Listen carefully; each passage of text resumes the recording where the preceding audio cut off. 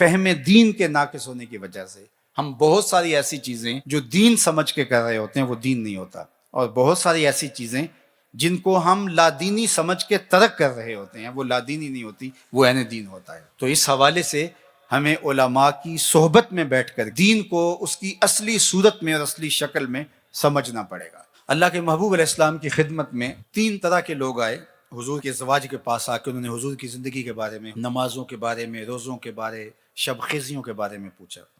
تو ازواج مطہرات نے بیان کیا، انہوں نے کہا حضور علیہ السلام کے تصدق سے تو حضور کی امت کے اگلے پچھلے گناہوں کو معاف کر دیا گیا ہے، تو ہم تو اس درجے پہ نہیں پہنچ سکتے۔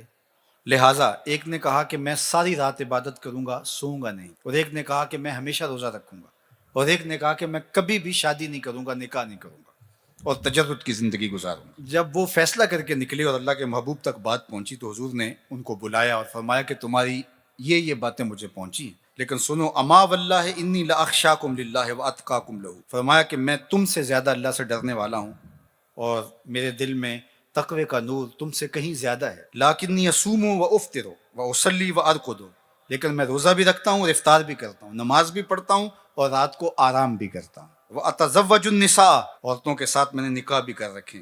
فمن راغب عن سنتی فلیس منی، جس نے میری سنت سے اعراض کیا اس کا میرے ساتھ کوئی تعلق نہیں ہے۔ یہ حضور نے تب ارشاد فرمایا۔ تو اب بعض اوقات ہم بعض معاملات کے اندر اس طرح حد سے تجاوز کر جاتے ہیں کہ وہ شریعت کی نفی ہو رہی ہوتی ہے۔ تو اللہ کے محبوب علیہ السلام کی اگر یہ حدیث ہمیں ملحوظ رہے تو ہم خود بھی اعتدال کے راستے سے نہیں اتریں گے، اور ایسا شخص جو اعتدال کے راستے سے اترا ہوا ہمارے نزدیک وہ معتبر اللہ کا ولی بھی نہیں ہوگا۔ کتنے ایسے لوگ کہ جن کا فہم دین تو ناقص ہے ہی ہے، اچھے مسلمان ہونا دور کی بات ہے، وہ اچھے انسان بھی نہیں ہیں، اور ہم ان کو سمجھتے ہیں کہ یہ پہنچے ہوئے ہیں، اور ان کے ارد گرد لوگوں کا ہجوم اور لوگوں کی کثرت ہوتی ہے، تو یہ ہمارا فہم دین ناقص ہے کہ ایسے لوگ بھی اس مارکیٹ میں چل جاتے ہیں۔ دین کو پوری طرح سے اختیار کرنا ہوگا۔ آپ اعتدال کی راہ پہ گامزن ہوں گے تو پھر ہر ایک کا حق ادا کر رہے ہوں گے۔ ماں اپنی جگہ پہ ہوگی، بیوی اپنی جگہ پہ ہوگی، دوست اپنی جگہ پہ ہوں گے، والدین اپنی جگہ پہ ہوں گے، آپ دنیا داری کے معاملات کو بھی نپٹا رہے ہوں گے، لے کے چل رہے ہوں گے، اور دین کے فرائض واجبات اور سنن مستحبات بھی آپ سے نہیں چھوٹ رہے ہوں گے۔ سارا نظام ساتھ چل رہا ہوگا، نہ یہ ہے کہ ایک جہت چلیں تو دوسری جہت کو ترک کر دیا جائے۔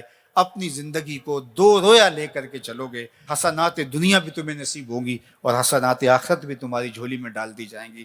تو دین کامل، اکمل اور مکمل نظام کا نام ہے۔ جس مقام پہ ہم پہنچ گئے اب تو شیطان بھی ہم سے پناہ مانگتا ہوگا۔ رشوت کے مال سے گھر بنایا، اوپر لکھ دیا ھذا من فضل ربی، یہ میرے رب کا فضل ہے۔ شیطان کہتا ہوگا یہ تو میرے بھی استاد نکلے، میرے سے بھی فراڈ کر لیا انہوں نے، یہ سارے گر میں نے سکھائے ان کو، گناہ اور بدکاری، رشوت، حرام خوری، ناجائز فروشی، ذخیرہ اندوزی، یہ سب کچھ میں نے سکھایا، اور یہ سارا پیسہ جو بنا ہے یہ میری محنتوں کا نتیجہ ہے۔ تو اوپر اس نے میرے سے بھی فراڈ کر دیا، لکھ دیا ھذا من فضل ربی، یہ میرے رب کا فضل ہے۔ یہ رب کا فضل نہیں ہے، لکھنے سے نہیں ہوگا، اس کا حساب دینا پڑے گا۔ ثم لتسألن یومئذ عن النعیم، اس دن ایک ایک نعمت کے بارے میں پوچھا جائے گا۔ جو ٹھنڈا پانی پیا ہے اس کا بھی سوال ہوگا کہاں سے آیا۔ مال کے بارے میں 2 سوال ہوں گے۔ حدیث پاک میں آتا ہے لا تزول قدم عبد یوم القیامہ حتی یسأل عن 4، قیامت کے دن اللہ بندے کے قدم اپنے سامنے سے ہٹنے نہیں دے گا جب تک اس سے 4 سوال نہیں پوچھ لے گا۔ عن عمرہ فیما افناہ، عمر کے بارے میں پوچھے گا کہاں گزاری۔ عن شبابہ فیما ابلاہ، اس کی جوانی کے بارے میں پوچھے گا کہ جوانی بسر کہاں کی، جوانی کے ایام کیسے گزارے، مستانی ہوتی ہے۔ اللہ اکبر، تیری وہ مست جوانی چوکوں چوراہوں میں گزری یا تہجد کے سجدوں میں گزری۔ اور مال کے بارے میں 2 سوال ہیں، وہ کیا؟ مال کمایا کہاں سے اور مال خرچ کہاں کیا۔ اور چوتھا سوال علم کے حوالے سے ہوگا کہ اس پر عمل کہاں تک کیا۔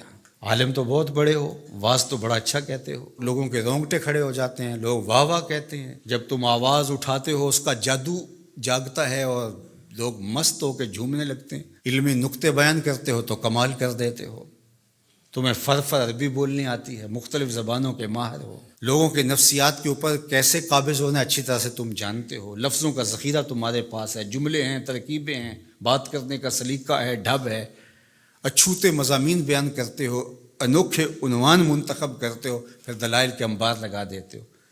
یہ سب کچھ داد سمیٹنے کے لیے تھا یا عمل بھی تھا اس پہ؟ قیامت کے دن پوچھا جائے گا کہ جو علم سیکھا تھا اس پر عمل کہاں تک کیا.